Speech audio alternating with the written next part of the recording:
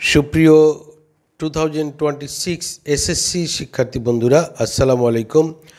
তোমাদের সাথে শেয়ার করতে যাচ্ছি একটি super suggestion of English second পেপারের একটি সাজেশন শেয়ার করব। সেটি হচ্ছে কম্পোজিশন। আমাদের একটি কম্পোজিশন লিখতে হয় 20 মার্কসে, 20 মার্কের জন্য একটি কম্পোজিশন লিখতে হবে।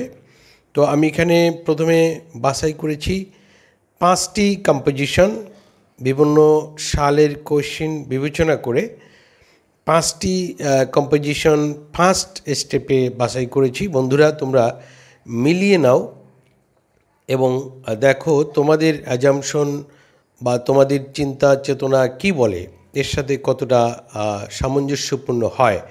আর এই 5টি কম্পোজিশনের মধ্যে নাম্বার 1 রয়েছে জুলাই রেভলিউশন 2024।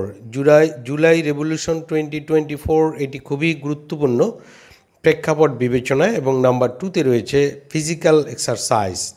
এটি বিভিন্ন সালে এসেছে, কিন্তু কিছু কিছু বোর্ডে এখনও আসেনি, সেখানে এটিকে গুরুত্ব দিয়েছি। নাম্বার 3তে রয়েছে কম্পিউটার। এটিও অত্যন্ত গুরুত্বপূর্ণ এই সালের জন্য, আমার বিশ্বাস এটি অনেক বোর্ডেই এবার আসবে। এবং নাম্বার 4-এ রয়েছে ট্রি প্লান্টেশনকে আমি সিরিয়াল নাম্বার 4-এ রেখেছি।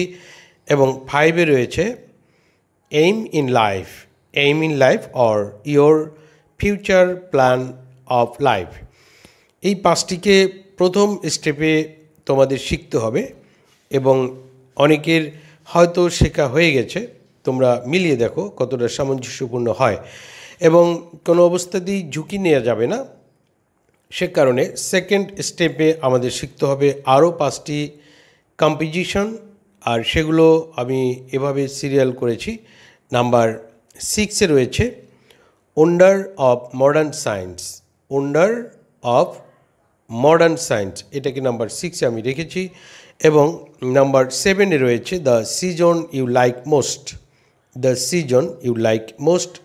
And number 8, duties of student. And number 9, your favorite hobby. And number 10, the importance of reading newspaper.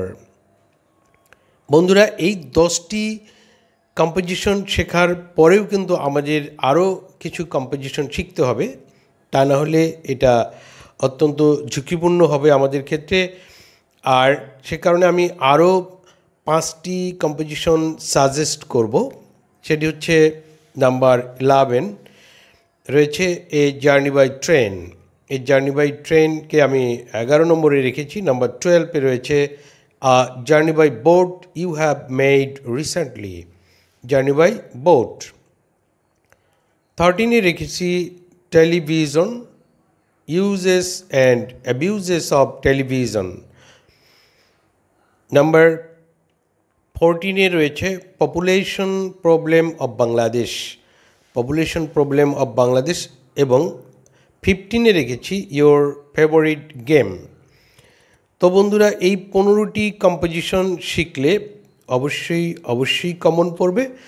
তবে একটি বিষয় থেকে যায় যে আমরা কোনটি আগে শিখব, কোনটি পরে শিখব। সে কারণে আমি একটি সিরিয়াল করেছি, নাম্বারিং করেছি।